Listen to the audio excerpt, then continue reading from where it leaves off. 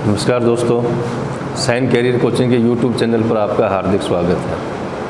हमारा 3 phase induction motor के 2 video पूरे हो चुके हैं, पार्ट फर्स्ट और पार्ट सेकंड।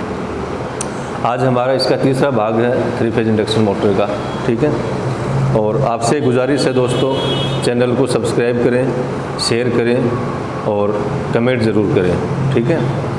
तो देखो, आज का हमारा टॉपिक है 3 फेज इंडक्शन मोटर में 3 फेज मोटरों का परिवर्तन, यानी starting of 3 phase induction motor, ठीक है।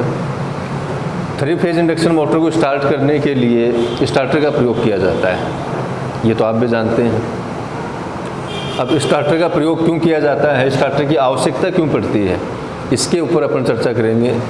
तो देखो, पहला पॉइंट मैंने लिखा है यहाँ पे, स्टार्टिंग में स्टेटर में बैक ईएमएफ शून्य होता है।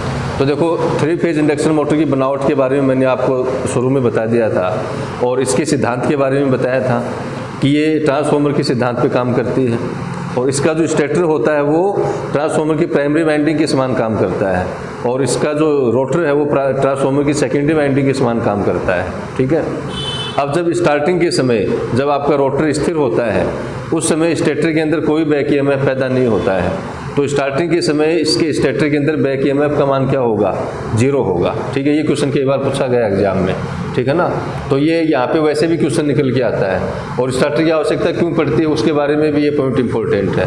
तो देखो, स्टार्टिंग के समय स्टेटर में बैक ईएमएफ शून्य होता है, तो एक कारण तो ये हो गया।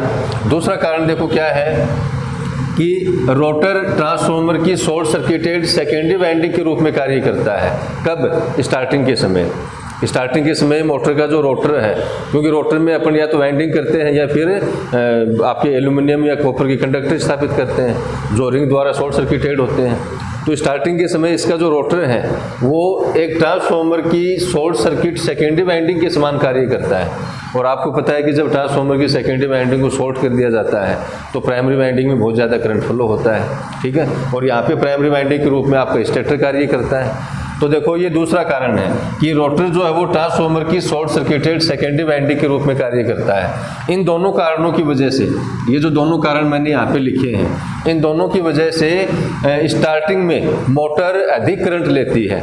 और स्टार्टिंग में मोटर की करंट कितनी होती है, फुल लोड करंट के लगभग 5 से 7 गुना करंट लेती है।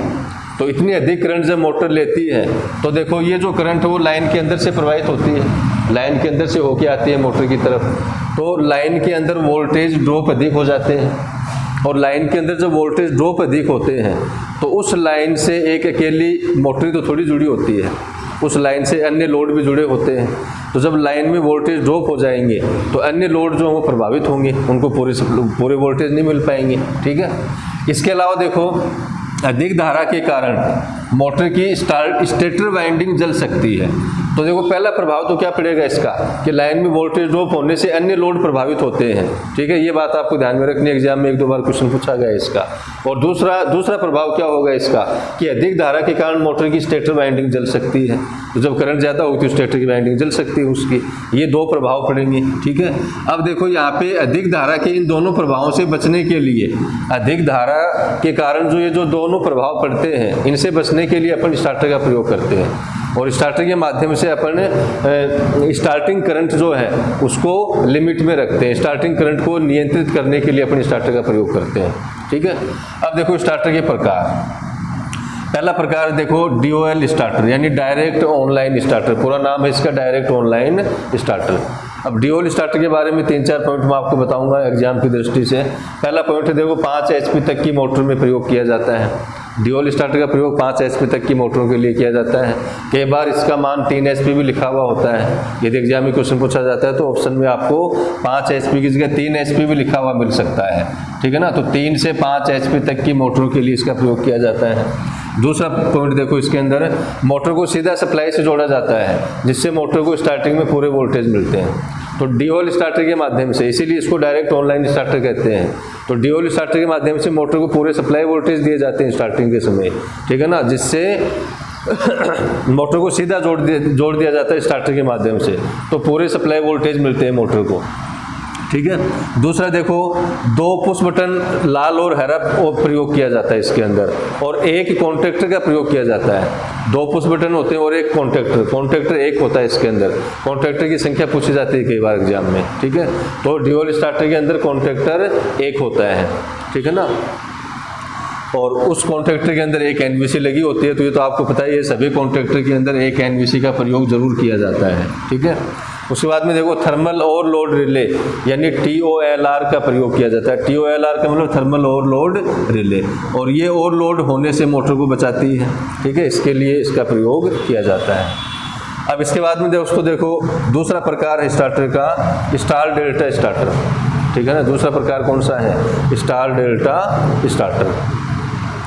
इसका प्रयोग किया जाता है देखो 5 HP से 20 HP तक की मोटरों के लिए। 5 से लेके 20 HP तक की जो मोटरें हैं उसके लिए अपन स्टार डेल्टा स्टार्टर का प्रयोग करते हैं। अब देखो, दूसरा पॉइंट है इसके अंदर, जो मेन पॉइंट है आपको एग्जाम की दृष्टि से याद रखने लायक, वो मैं आपको यहाँ बता रहा हूँ। केवल स्क्विरल केज इंडक्शन मोटर के लिए प्रयोग किया जाता है। तो स्टार डेल्टा स्टार्टर का प्रयोग अपन केवल स्क्विरल केज इंडक्शन मोटर के लिए कर सकते हैं, स्लिप रिंग इंडक्शन मोटर के लिए नहीं कर सकते, उसके लिए अलग से स्टार्टर बनाया जाता है, ठीक है। फिर देखो, इसमें क्या किया जाता है, मोटर को स्टार्टिंग में स्टार में तथा रनिंग के समय डेल्टा में चलाया जाता है।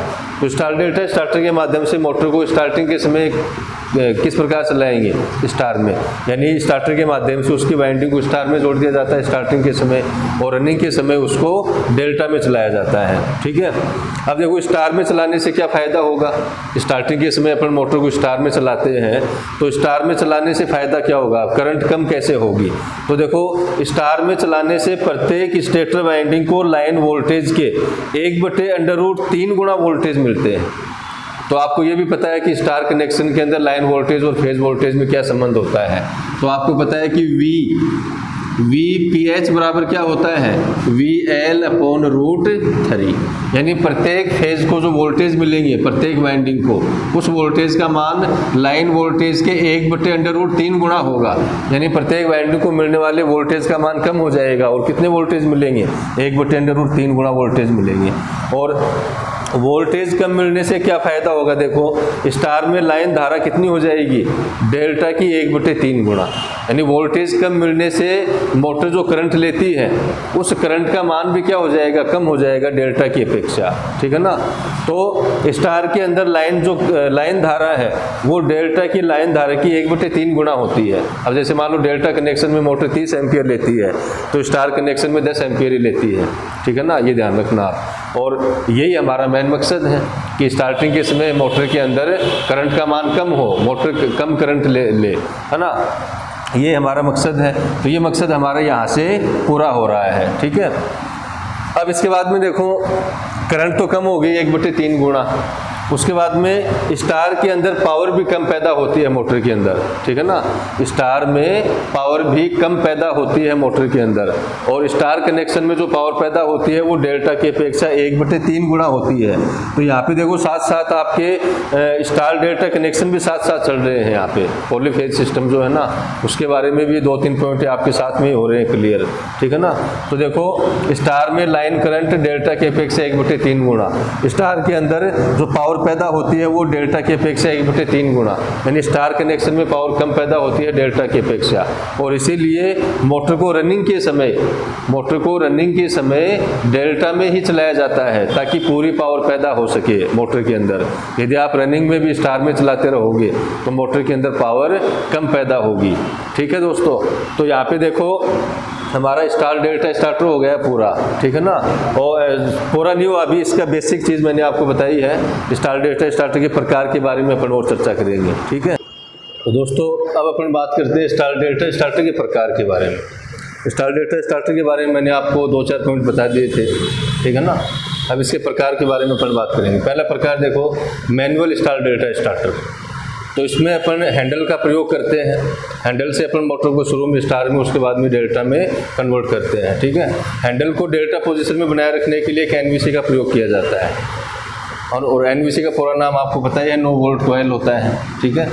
और इसके अंदर कोई कॉन्ट्रैक्टर का प्रयोग नहीं किया जाता है, कोई भी कॉन्ट्रैक्टर नहीं होता है इसके अंदर, ये ध्यान रखना आप, मैनुअल स्टार डेल्टा स्टार्टर के अंदर, ठीक है। फिर देखो, दूसरा प्रकार इसका semi automatic star delta starter.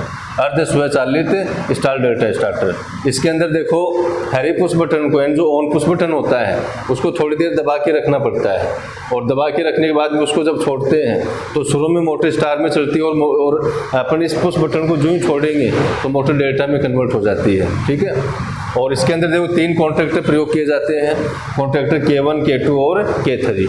Starting के समय जब मोटर स्टार में चलती है तो कॉन्टैक्टर K1 और K2 ऑन रहते हैं और K3 ऑफ रहता है। ठीक है, और जब मोटर डेल्टा में कन्वर्ट होती है रनिंग के समय तो कॉन्टैक्टर K1 और K1 और K3 ये ऑन रहते हैं, है। ठीक है, और कॉन्टैक्टर K2 ऑफ हो जाता है। तो यहाँ पे कॉन्टैक्टर K1 जो होता है ये दोनों ही स्थितियों में ऑन रहता है, और कॉन्टैक्टर K1 का जो कार्य होता है वो है सप्लाई देना। ठीक है ना, कॉन्टैक्टर K1 का कार्य होता है सप्लाई देना, और स्टार और डेल्टा में चलाने का काम होता है K2 और K3 का। तो कॉन्टैक्टर K2 जो है वो स्टार में जोड़ता है मोटर को, और कॉन्टैक्टर K3 ये डेल्टा में जोड़ता है। ठीक है, उसके बाद में देखो तीसरा प्रकार इसका ऑटोमेटिक स्टार्ट डेल्टा स्टार्टर। तो अब इन दोनों में फ़र्क यही है सेमी ऑटोमेटिक और ऑटोमेटिक के अंदर, कि सेमी ऑटोमेटिक में आपको पुश बटन को दबा के रखना पड़ता है, जबकि ऑटोमेटिक स्टार्ट डेल्टा स्टार्टर के अंदर 3 कॉन्टैक्टर K1, K2, K3 के साथ में एक टाइम रिले का प्रयोग किया जाता है। ठीक है, और उस टाइम रिले के अंदर टाइम को सेट कर दिया जाता है। जो ही आप मोटर को ऑन करोगे तो ऑन करते ही मोटर स्टार में चलेगी, और टाइम रिले के अंदर जो टाइम से आपने सेट कर रखा है उस वो टाइम पूरा होते ही आपकी मोटर डेल्टा में कन्वर्ट हो जाती है। और आपका सेमी ऑटोमेटिक के समान यहाँ पर भी स्टार के अंदर आपका कॉन्टैक्टर K1 और K2 ऑपरेट होते हैं, जबकि रनिंग के समय कॉन्टैक्टर K1 और K3 ऑपरेट होते हैं। कार्य प्रणाली बाकी वही है, उसके समान ही। तो ये तो हो गया आपके स्टार्ट डेल्टा स्टार्टर के प्रकार। तो हमने ड्यूल स्टार्टर के बारे में पढ़ लिया है और स्टार्ट डेल्टा स्टार्टर के बारे में पढ़ लिया है। तीसरा प्रकार है देखो ऑटो ट्रांसफॉर्मर स्टार्टर। तो इसके अंदर अपन ऑटो ट्रांसफॉर्मर का प्रयोग करते हैं, और ऑटो ट्रांसफॉर्मर की बनावट के बारे में आप पढ़ चुके हैं कि ऑटो ट्रांसफॉर्मर में एक ही वाइंडिंग होती है जिसको अपन प्राइमरी और सेकेंडरी दोनों के रूप में काम में ले सकते हैं। तो यहाँ पे ऑटो ट्रांसफॉर्मर जो है इसको अपन मोटर को स्टार्ट करने के लिए इसका प्रयोग अपन कर सकते हैं। ठीक है ना, इसके अंदर टैपिंग निकाली जाती है, और यहाँ पे देखो आपकी मोटर चाहे स्टार में जुड़ी हो चाहे डेल्टा में जुड़ी हो, कैसे भी जुड़ी है तो उसके लिए अपन इस स्टार्टर का प्रयोग कर सकते हैं, ये आपको ध्यान में रखना है। और इसका प्रयोग केवल स्क्विरल केज इंडक्शन मोटर के लिए किया जाता है, ये भी आपको ध्यान में रखना है। ठीक है ना, अब यहाँ पे देखो टैपिंग कैसे निकालते हैं 50%, 60% और 80% पे। ये क्वेश्चन पूछा गया है कई बार कि ऑटो ट्रांसफॉर्मर स्टार्टर के अंदर जो टैपिंग निकाली जाती है वो कितने % पे निकाली जाती है। ठीक है, तो ये 50, 60 और 80% पे निकाली जाती हैं। एक इम्पोर्टेंट चीज़ मैं आपको और बता देता हूँ, यहाँ पे कई बार क्वेश्चन पूछा जाता है। देखो ऑटो ट्रांसफॉर्मर में यदि आप 57.7% पे टैपिंग निकालते हो, ऑटो ट्रांसफॉर्मर यदि आप 57.7% पे टैपिंग निकालते हो तो ये स्टार्टर आपका स्टार्ट डेल्टा स्टार्टर के समान कार्य करता है। ठीक है ना, क्योंकि स्टार्ट डेल्टा स्टार्टर में भी जब स्टार्टिंग के समय मोटर स्टार में जुड़ती है तो उसको प्रत्येक वाइंडिंग को 57.7% वोल्टेज मिलते हैं।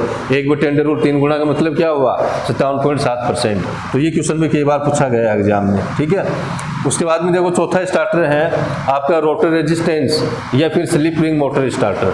अभी तक आपने जो स्टार्टर पढ़े हैं 3 प्रकार के, ये केवल आपके स्क्विरल केज इंडक्शन मोटर के लिए प्रयोग किए जाते हैं, इनको अपन स्लिप रिंग में प्रयोग नहीं कर सकते हैं। ठीक है, तो स्लिप रिंग मोटर को स्टार्ट करने के लिए अलग से एक स्पेशल स्टार्टर बनाया जाता है जिसको अपन कहते हैं रोटर रेजिस्टेंस स्टार्टर, है ना, और या फिर उसको अपन कहते हैं स्लिप रिंग स्टार्टर। ठीक है, तो इसके अंदर अपन स्टार्टिंग के समय अपन रोटर के सर्किट में एक्सटर्नल रेजिस्टेंस जोड़ देते हैं, और इसीलिए इसका नाम रखा गया है रोटर रेजिस्टेंस स्टार्टर। और रोटर के सर्किट में रेजिस्टेंस जोड़ने से क्या होगा, एक तो स्टार्टिंग करंट का मान कम हो जाएगा, और स्टार्टिंग के समय रोटर का प्रतिरोध बढ़ जाएगा, और रोटर का प्रतिरोध बढ़ने से स्टार्टिंग के समय रोटर का टॉर्क बढ़ जाएगा। ठीक है ना, और इसीलिए स्लिप रिंग इंडक्शन मोटर का जो स्टार्टिंग टॉर्क है वो स्क्विरल केज की अपेक्षा अधिक होता है।